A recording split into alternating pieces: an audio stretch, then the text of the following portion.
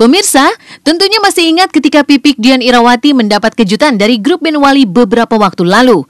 Ketika itu, Pipik tengah terbaring lemah di rumah sakit akibat penyakit tipes yang dideritanya. Harapan Pipik untuk bisa bertemu dengan Apoy Chest itu lantaran tulisan statusnya yang ingin sekali mendengarkan lagu Doaku Untukmu Sayang dari Wali. Kini, Pipik kembali mendapat kejutan dari Charlie Van Houten. Apakah itu karena kekuatan doa Pipik? Pasalnya, selain Wali, Pipik juga ingin sekali dimanjakan telinganya dengan lagu Saat-Saat Terakhir milik Charlie. Keinginan Pipik yang pernah diucapkan melalui media ini pun disambut dengan Charlie yang kemarin secara khusus memberi kejutan untuk istri mendiang Ustadz Jeffrey Al-Bukhari di rumahnya. Sedikit. Ya, semoga sekarang kita udah ada di depan rumahnya. Kita udah ada di depan rumahnya. Aku mau meluncur ke sana.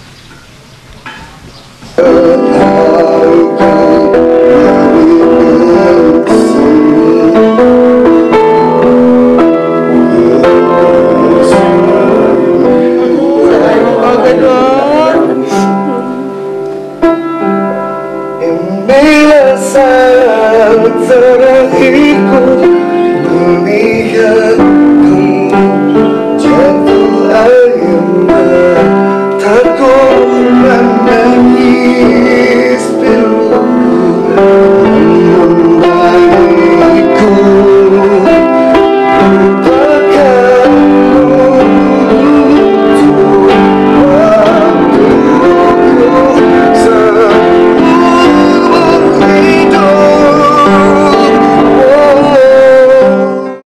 Karuan Pipik bukan karena dirinya bertatapan langsung dengan si empunya lagu, melainkan lagu Saat-Saat Terakhir yang sengaja digarap Charlie karena ditinggal pergi oleh sahabatnya untuk selamanya begitu menyayat di hati Pipik. Kerinduannya pada almarhum suaminya semakin memuncak dan pecah menjadi kesedihan yang tak berujung. Baginya, lagu ini sangat menggambarkan suasana hatinya yang belum pergi dari masa berkabung.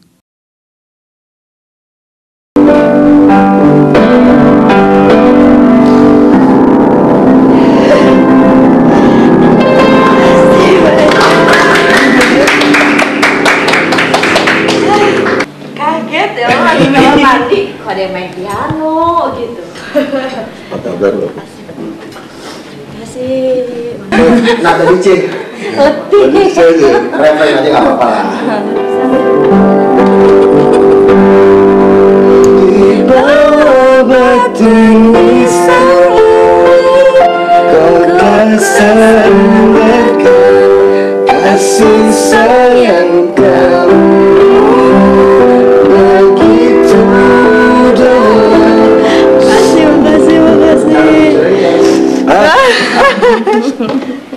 Siapa sangka, usai memutar lagu Saat-Saat Terakhir itu, ia pun kembali dipertemukan dengan almarhum melalui alam mimpi dan keesokan paginya, Charlie pun datang mendendangkan lagu yang mempertemukan dirinya dengan almarhum.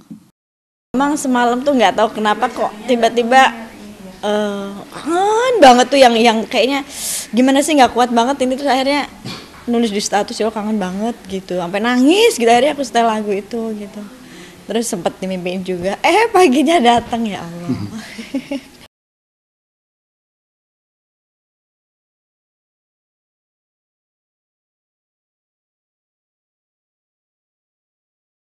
Air mata lainnya mengalir di pipi Poppy Bunga saat ia dan keluarga berziarah ke makam almarhum sang ayahanda tercinta.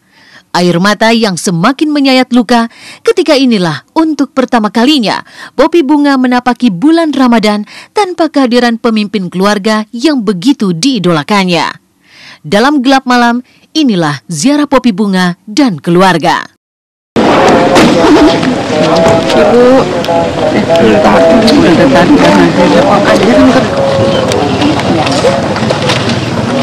Nah, aku mana Pak?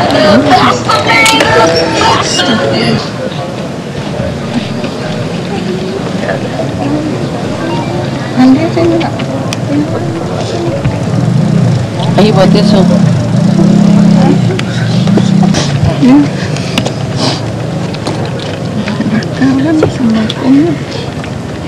Ini secepol terus itu.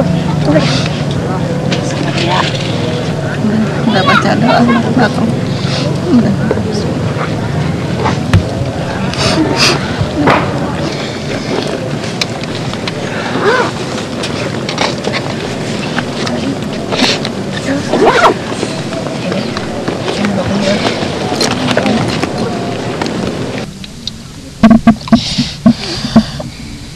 ini tahun pertama kita semua tidak beribadah, tidak berpuasa bersama almarhum.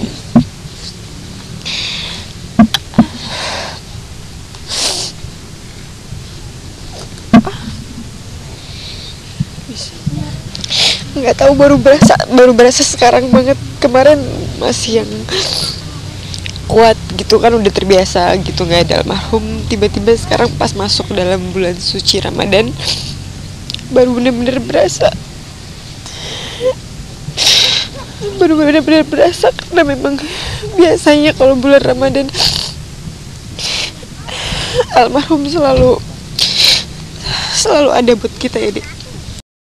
Mungkin tak pernah terlintas dalam benak pemain sinetron satu ini bagaimana melewatkan Ramadan tanpa orang yang begitu dicintainya.